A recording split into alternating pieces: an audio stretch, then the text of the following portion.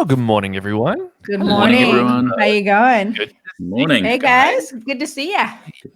Happy Wednesday. Back. Yeah. We're Hello.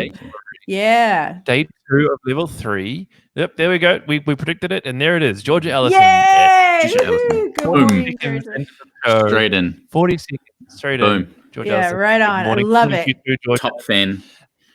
Top You fan. need the little You're gonna get diamond a in the top of your screen that says top fan. Yep. Yeah, I There we go. love There you her. go. There you go. Well, it is great to have you with us today on Mornings Together with Rob, Mon, and Bernie. Awesome to be able to continue to journey with you during this time of weirdness. Some of the people saying hello. We got Emily. We got Jolene. Yeah. Jolene. So Off good. the bat today, I want to know in the comments who went and got coffee, who went and got McDonald's yesterday, Yeah. who braved the Take out. queues. You could see the traffic for KFC on Google Maps yesterday. Like that's how there was intense a lot of gloating online. There was, I mean, even our own executive pastor Kyle just posted a picture of his bag from Burger Fuel. I'm just like, I know. dude, I saw seriously. that. Yeah. I felt like sending a So picture of a hippopotamus back to him or something. You know? I just want to encourage everybody out there. Just seeing other people going to get all this stuff doesn't mean you have to go. You know, you can stay. Yeah. You can still stay home. You can endure a bit longer. Exactly. I plan to go later next week. You know, when everything's chilled out again. Look, Kyle's I was tempted, gloating. but didn't. He's gloating again. Look at him. Yeah, Kyle. All right. Tina Porter is saying that they stayed home as well, which is good. Yeah. Very, very good. Yes. Well, the Porters, you live very close to takeaways, so that's very tempting to just walk very close to you and get some takeaways. Yep. So Yeah. you didn't even have to stand in line. It was so it's funny tough to because I stand saw on the newspaper Sun Live said people even waited at the McDonald's line at 3 a.m. And I'm thinking, that's the Shakes boys. Right? That's lining up at 3 a.m. Yeah. to get their mac. But that made the paper. My favorite line from that paper that I read was, I think it was like the owner of the McDonald's chains here in Tauranga saying that it brought a tear to his eyes seeing how many people wanted McDonald's and wanted the burgers at 5 a.m. in the morning. I'm like, wow. A tear. That guy needs to get out more. Yeah. It's like, people love us. So George is chiming in saying that they went to Love Rosie's yesterday and then also got a korma from their favorite Indian place yesterday, which is nice. Preach. Come on. Love Rosie, Graham so Randall, good. Graham Randall's chucking a different thing in there. He's actually going to get some plants from Palmer's today. So different kind of addiction. Different kind of addiction, you know, getting the plant. Exactly. Tina's actually trying to say that they're potentially going to go get donuts from Mama's Donuts tomorrow when they open. Nice. So that's a worthy outing. That sounds That's a worthy and outing. Michaela Carey is saying that hubby brought Rosie's coffee home from night shift this morning. So great to see people's coffee addictions continue. Have endured lockdown. Yeah. A good cup of coffee, man. Yeah, a barista. Now, I want to know from those that went to Love Rosie if they've got their Portuguese tarts, because they are Portuguese tarts from Love Rosie. Someone tell me if they're selling those at the moment, because I'll make a special trip. See what flavor Rob is keen on. There you go. There you go. Well, it is great to have you with. It's great to have you with us, whether you're viewing live right now on Facebook or on YouTube or on the church website, or if you're listening to this later in the day via Apple Podcasts or Spotify. It is great to have you with us in that way. Please, if you're liking what you're hearing on Spotify and Apple, please subscribe, give us a like, give us a review, whatever. Yeah. There's a high chance as we continue to work forward into the future that audio side of things might become more important. So if you want to leave us a review and stuff like that, that's going to be really cool for us, just to give us a bit of momentum continuing forward. But it's great to have you here with us live. Loving the comments that are coming through.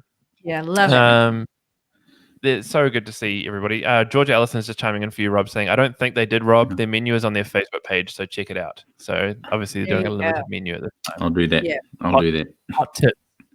Now, this morning I want to play a bit of a game with my co-hosts, and of course with all you out there in the world listening as well. I figure we've been together for 4 weeks virtually, and that you should all know me pretty well by now. And so a game of 2 truths, 1 lie should go pretty well, I would think.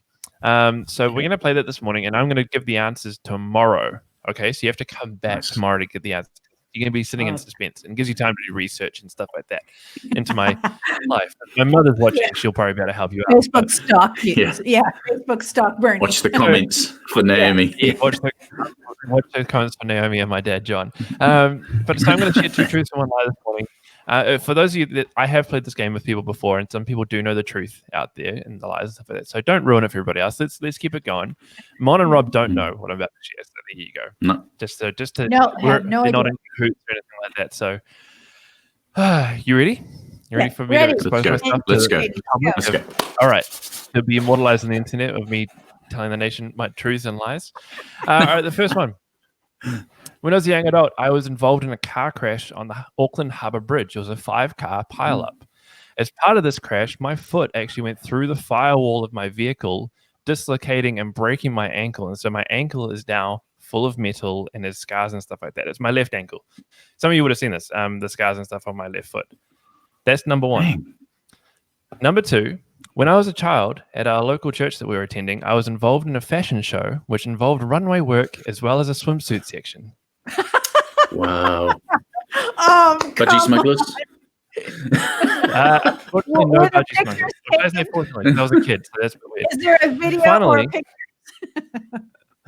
Finally, when I was a teenager, I had a passion. I wanted to work for MAF, the Missionary Aviation Foundation. And so when I was 15, I started flying lessons up in Auckland. And so I did about 40 hours worth of flying lessons in little Cessna planes flying around the North Shore. And at one point, my flying instructor was talking to me about stalls. And he said, whatever you do, don't touch the steering column, when we're flying kind of thing, when we're going to do stalls, because you'll spin out and die. He then proceeded to then do a stall and flip the handle so that the plane like went kind of thing. So that put me off flying pretty promptly. So there you go. So there's car crash, fashion show when I was a kid, flying lessons. 2 truths, 1 lie. I will reveal the truth. I'll reveal the truth and lies tomorrow on Thursday's show. Some people will know the answers to this, but I'm keen to see what you think. So chuck the comments in. Yeah, we want to know what you guys think. Yeah. What do the people think? My wife's already chimed in saying that she knows the truth, Heart. Of course she does. We would hope. But put your guesses in the comment section today, and all will be revealed tomorrow. Oh, the suspense. Yeah, you think it's number 1? No. Oh my goodness. Dan, it's 1. He thinks he knows. There you go. You must have told him. Knows it's number 1. Yeah. What do you think, Rob? Out of the 3, what would be your early guess? I'm gonna go with fashion show. Fashion show being the lie? Or the lie. Though in saying that, parents do that to their children, so that's pretty rough. Exactly. And you've met my parents. Yeah. Maybe I'll go back one. Yeah. What about you, Mon? All right, Mon, what's your early guess? I can totally see you doing that runway. And line, I could imagine you doing that. I'm going to say 1. Should we kind of worried that Mon could see me being Zoolander. like a little kid, I could just Eric Zoolander.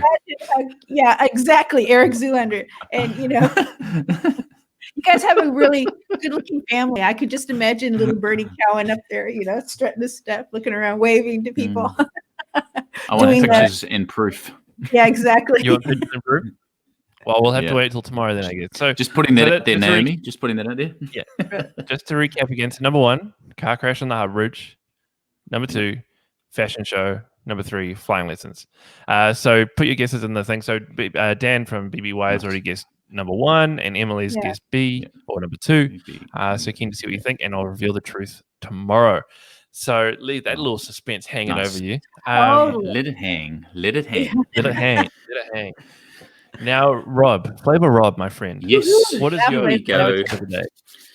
Well. Get excited, people. We are going to be talking about vegetables. No, we're going to talk about salad because I've been talking a lot about sugary goodness, and y'all are thinking we need to go back to work not looking like a hippopotamus. So here is, especially you, Kyle Fleischman, after your Burger Fuel outing yesterday, you need this in your life. So I'm going to talk to you about one of my favorite salads, is a broccoli salad. Now some people are like broccoli, but broccoli salad is one of my faves. It's actually little tiny florins of broccoli cut up, so smaller pieces. But what I love most about the salad is, and what I love about really good salads is texture, the use of texture. And broccoli obviously has a great texture. The other thing about this salad is it has meat in it. Come on. You know, very nicely fried bacon. So you get nice crispy bacon. You need to chop that bacon up really finely and put it in there. Now, if you're you're vegetarian, you don't have to put bacon in, you can put other things. So my thing about a great broccoli salad is a couple of rashers of bacon, fried nice and crispy. And then it's about the dressing and the flavoring of it. So use half a cup of good mayonnaise. Okay, so we are using American mayonnaise. There you go. Some very nice, very good. Yeah. You use 2 tablespoons of balsamic vinegar in that mayonnaise, and a 1/4 cup of sugar. Now people are like, "Yeah, what?" Yeah, it's brown sugar too. And you want to whip that together so it's nice. And then about half a red onion cut really, really finely, sprinkled through it. Of course, our favorite, salt and pepper.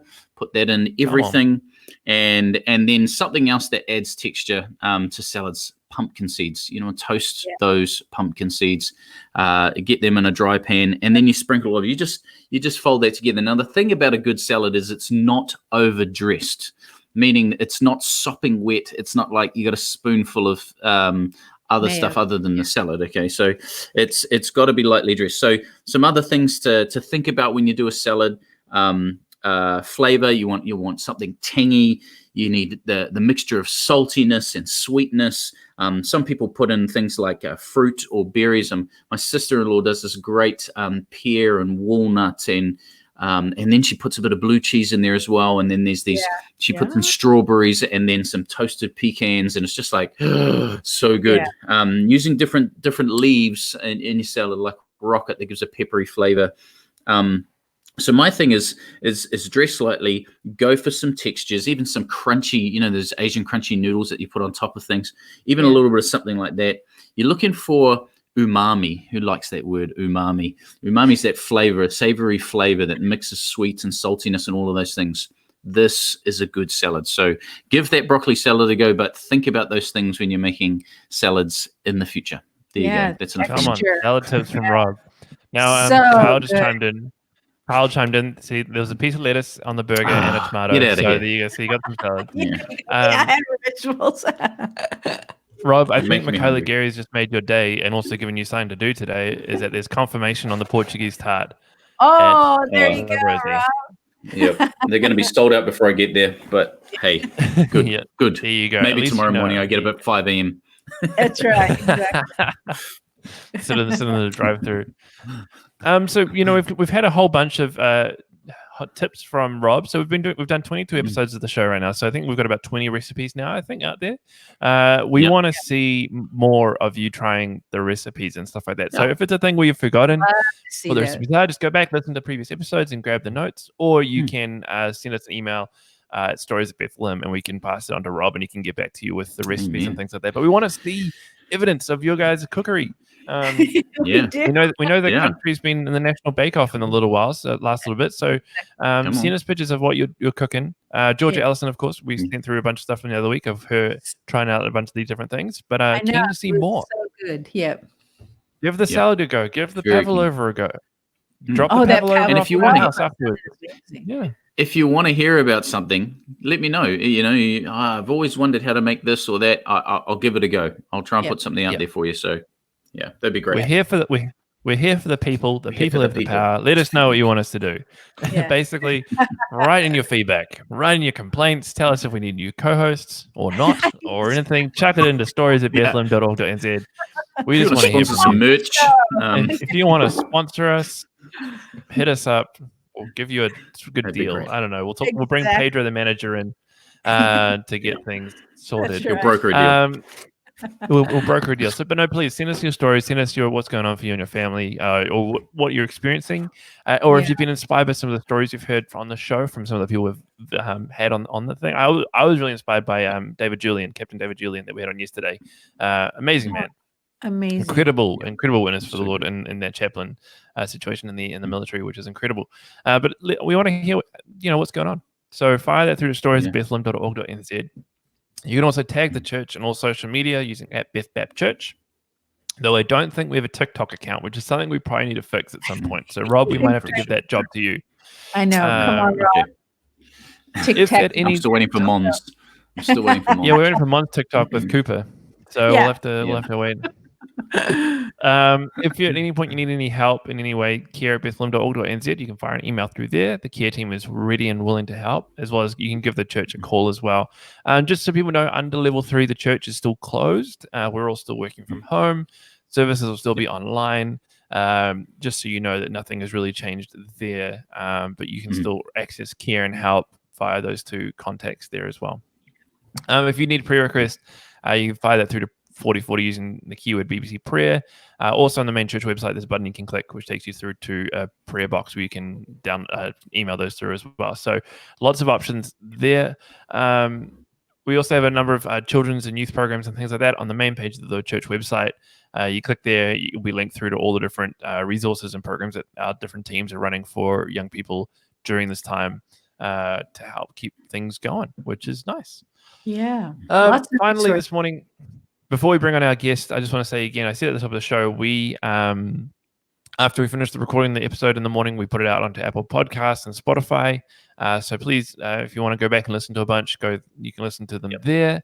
Again, welcome to those who are listening later in the day via that source. It's great to have you. Like and subscribe, give us a review, let us know how we can be doing better. Be lovely.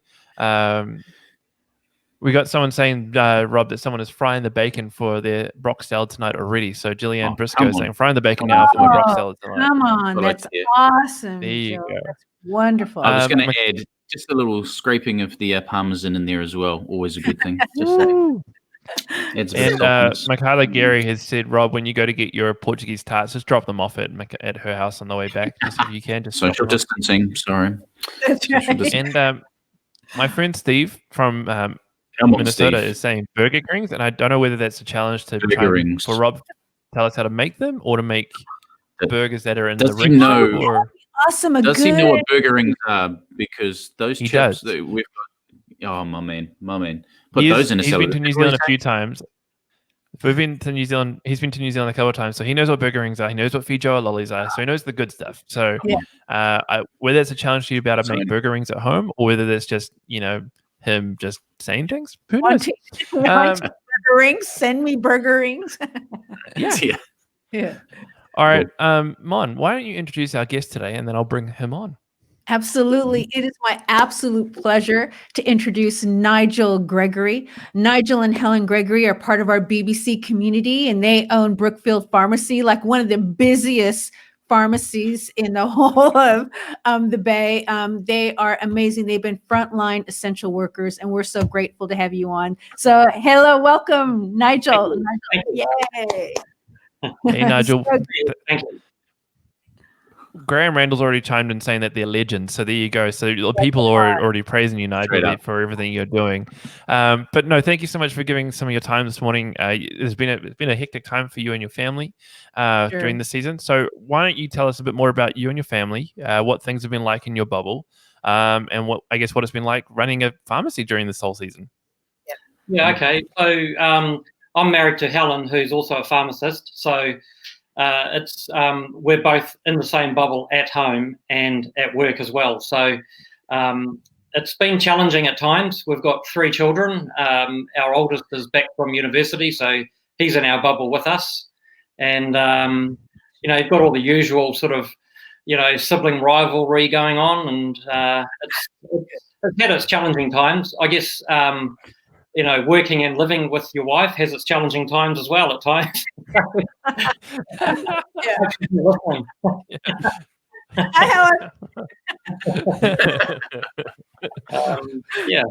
So it's quite stressful at work. You never know who's going to walk in the door. So So you have been working what is essentially the front lines, and we were talking a bit about before the show about what it is like for you and your teams in terms of the fact you don't know who's coming in. Anybody could be carrying anything. But so what would be some of the needs, like pharmaceutically, but also beyond pharmaceutically, that you've seen within the community that you've been serving at a Brookfield pharmacy? I guess one of the main things is the mobility issue. So a lot of our patients are elderly, and of course they're too scared to come out, but they need their medicine. So we have a car on the road 8 hours a day. So it's, you can drive a long way in 8 hours. We deliver all around Tauranga. So I think we are also really the only people a lot of these elderly people are seeing when we go and deliver. So, but we've got to be conscious of the contact side of things too. So, we're having to ring them from the car, drop it either at the doorstep, watch them pick it up and go back inside. So it takes a lot of time. But that's the challenging part, really. But we also have, I've got one elderly lady who has no one really, and she phoned me at the start of the lockdown and asked me, can we make sure we call her every day, because she's worried that if anything happened to her, she's worried about her cat. She said she could be there for a long time and no one would know. So one of our jobs is to phone her every day and say hello and ask her how she's going. And we've got a lot of customers like that where we do have to keep a close eye on them, because the only contact a lot of those people have is us or their doctor. I guess, we have that connotation of being the health professional you see most often, and it's very easy for us to pick up on someone who is perhaps not quite themselves, because we see them so often, which opens up opportunities for us to intervene, with serious situations at times for people. Yeah. So I guess off the back of that, which is incredible for your team, like, because when you think normally of like your pharmaceutical worker kind of thing, you just have to give people prescriptions and help them find the right medicines and stuff. But there's actually this kind of almost pastoral care element to it in a way as well, in terms of how do we care for people. So on the back of that, during this COVID-19 season, during lockdown, like your place has been busy. You were sharing before the show that you've been kind of opening like before 8 and staying late and past 8 in the evening just to get things done, even though your opening hours are less than that. Wow. What are some of the heartwarming stories you've heard or seen during this time, in the midst of being super busy? Yeah, it's surprising. We've seen strangers helping strangers. So, example would be we had a lady. I think it was yesterday. She is in her late 80s, and she had walked down to the shopping centre with her dog, and all of a sudden she just started to cry, and she was almost in a panic. And another lady came in to let us know, and I went out to her, and she said, "I don't know where I am. I don't know how I got here. I don't know where I live." And she was absolutely beside herself. So I had to sort of calm her down and bring her inside and give her a drink of water, and just sort of try and calm her down before she could actually realise what her name was. And thankfully we knew who she was, so we were able to contact her family to come and pick her up. But I guess the general public out there was so good. They were looking after her, trying to calm her down. They came in to get us. It's the fact also that the public through this challenging time have been very, very patient. Prescriptions, etc., can take a lot longer at the moment because we're half the staff in 2 teams, and people don't mind waiting. And they're thanking you for being open. It is very heartwarming. That's so neat. Yeah, amazing. What I want to say to you, Nigel, and just kind of honor you. I know I love that you're the kind of pharmacist, both you and Helen, that are so community minded. You really are. And I know when my daughter did her pharmacy internship with you, she said, as she talked to other pharmacists in her class, that her experience was so different because you were so community minded. A lot of pharmacists don't deal with the public. They just give you your meds and off you go. But she says, Nigel's so community. People come in and they want to talk to him and he talks to everyone. And amazing. You're amazing. And like Bernie said, it's a real pastoral care thing that you guys do, both you and Helen. You go above and beyond. And man, how awesome. Yeah, is that? Thank you. Yeah, we do spend a lot of time. I guess we're not trained counsellors at all, but by default, by default, we've become counsellors. Yeah. And again, that's a huge part of the job. And I guess if anybody was going to criticise me, it would be the fact that I spend too much time talking to people. So the guys that get behind with all the work.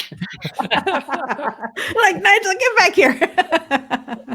So you alluded to this before, the fact that your normal team has been split up into two teams and you're doing kind of half-day shifts each.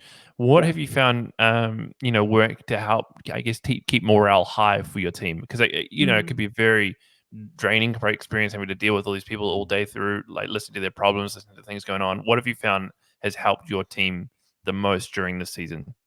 One of the big things would be chocolate. Good. Yep. Simple but good. I like that. Yeah. Chocolate and lollies. But the problem is, to get the chocolate and lollies, we have to go and stand in the queue at the dairy for about half an hour. So just small things, small things like making sure that we have a chocolate drawer at work.